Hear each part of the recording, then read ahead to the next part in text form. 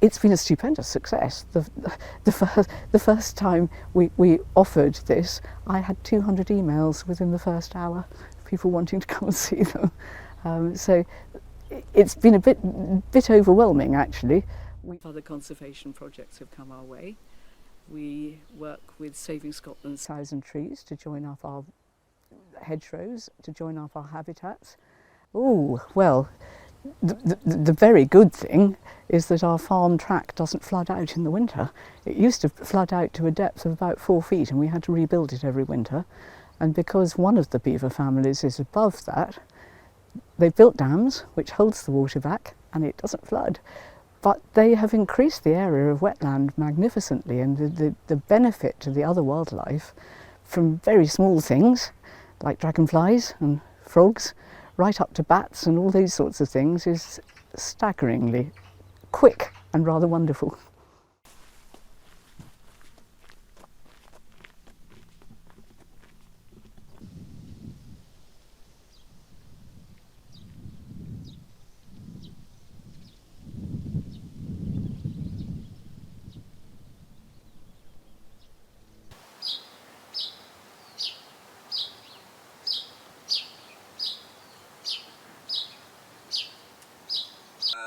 In the meantime, beavers have appeared mysteriously.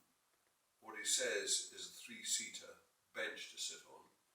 He's going to try and get a license to translocate beavers from conflict areas.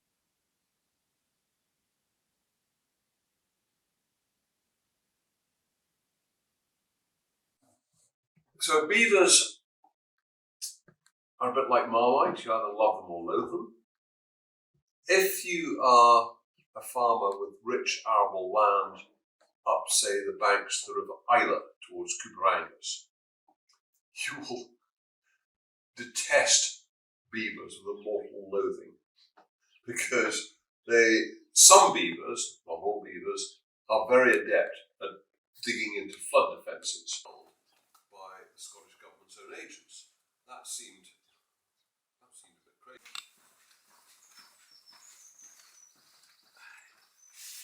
But this field of potatoes here was just a lake. You know, we've had a weather event and we've had a difficult season with the weather, but that shed is empty because of beavers. And I mean, these sheds hold 3,000 tonnes, so that feeds a lot of people.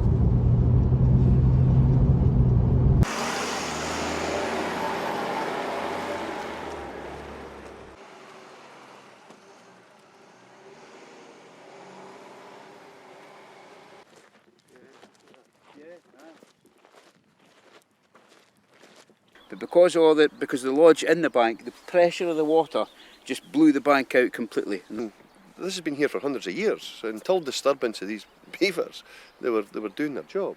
Above my jeep, okay, when it got in, and then when the river levels dropped, it sucked it. But, I mean, as I said to you on the way down, we know they're still burrowing in these banks, so this could happen again. Yeah. The financial cost to me this year, to repair that bank, we reckon it's over 500,000, and the crop losses on top of that. So it's unsustainable. It's just horrific. What is the solution?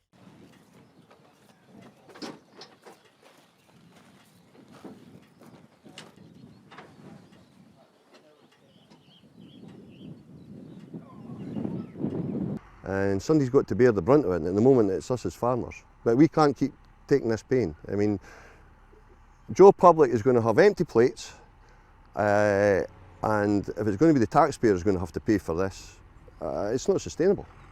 They were killed out, I believe, 300-400 years ago to extinction, and I think we're just finding out now why. I've said before, they're wonderful engineers, but there is no place for them in Scotland, none whatsoever. If we want to keep producing our own food, if you want to be reliant on foreign imports and let us go to wilderness, that's what's going to happen.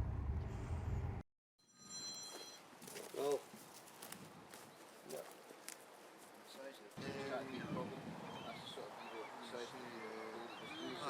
See that? No. Way before that.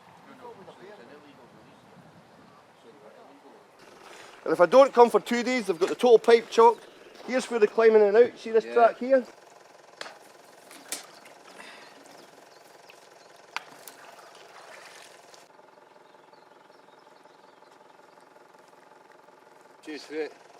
Shoot through it and then carried it in the boat like, good God. So guaranteed tomorrow morning they'll have that half choke it. More reliant on imports where environmental standards are not top of the agenda, and neither are consumers here, because there's issues around disease as well that nobody talks about, but actually for... The solution is to have complete exclusion areas in areas like this in Scotland. There may be a place for beavers in some areas, and we can recognise and fully recognise where there may be some biodiversity benefits, but not in areas like this. And the reality is, if we keep compromising ground like this to produce that crop, we're going to be more reliant on bringing imports from other parts of the world, and we know...